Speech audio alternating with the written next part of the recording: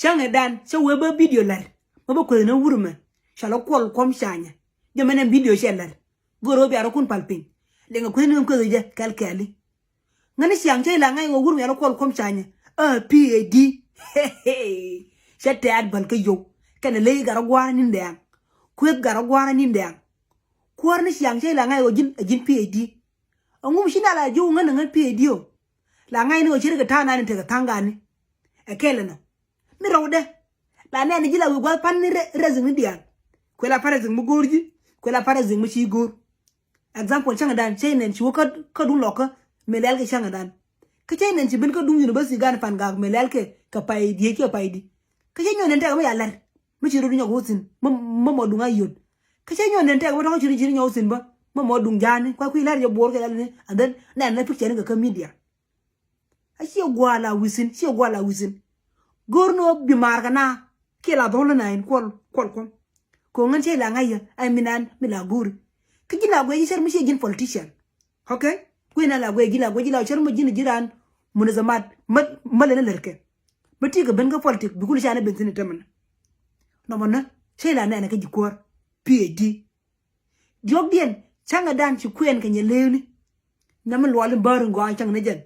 a sha shadi da fanan nya nyol boy ya te destor shang kwaj bor ka jizira pangak Shanya magwali nyakan nyale ni nyal siang mashallah min shala dienin shala nyan yo nyam mabar madar magwa satat ko bal kayo sharaga kwet garagwar nindang kale garagwar nindang ngana siang sai la ngai figar ko kol kom shan e PAD kwai la ngai tiang ko ran dundu mabakan shi bin yojin tira mabi me ngogola la ngai no chire tangan de kon trama ka dun tide si mata ta ka dun tide ngai ya dei ka boy ka was ka go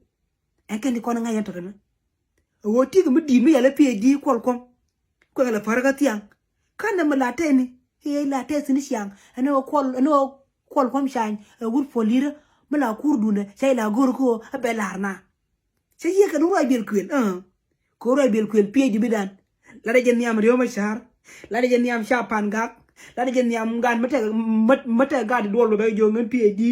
mata ga mandi ta be jo ngen PAD te ngum lal ke la de ngen PAD enjene wo la no do riyo mashar sara jo ngen point roy bel kwel me yo madan me gwa ngi ngen point roy bel kwel me ngai nga ta jo ke ji ta jo kai la na mena ngen point da sa ga nun me la PAD sia gor ka PAD dol ko rawdo mi da dien nga ni Jesus kurai ken riyo mashar te ka diogen masa jingoro bo go raida yen gar te kon de sia kol kom shanya kios ka lor orba te sia ko de ko kon usas PAD kwa chole jemis ke ya Joseph kol kom shanya I have no idea sia ko sia ngai ko du kol kom shanya pa ka kara feedback ko ro goro ba pa kemin to loidun kemin to widun ko ran kama innocent ken ngara ma public figure shanga dan mangara put de ko kai ne ko social media kol kom chan sagar ko shanga ko gor ko chawar ko gor ko shoda ko me lele o de kwel de kol kom chan de kus ka ko chunga kol kom chan kare ja ko te kwel bo kwel no kol kom chan tele kare joy no kwel kare joy ko kol kom chan che kwel kata siangada ke luina lo ko kol kom chan kanana la na ke je ngara me shi me ya shep changa dan chago ma shi akorin bai che te ga mata ko shi pa bi akorjo bi ma cha la ko ngan che ben ti ya de kon de ya la wara de kon de ya post ya ngun le bi agor I'm sorry for that whatever bi ati go bi agor mushi go bi aba accuse ngan innocent kabe nyogo liang kol kom chan cha ko yo la goro kol kom chan I am not happy shangwa ko to wa ni me I am not happy ke be che la shanga dan angana usas PAD kol kom chan angana I'm sorry ko ne to kon de te changa de kol ge I know you very well ko jin kol kom ngule ko ngudi la ndari wo jin PhD mo sai ko la ngai no tiga level 4 tiga me ala min jalo di ti kong ko be ko kon jipan ga gwar ko kon da na go afi okay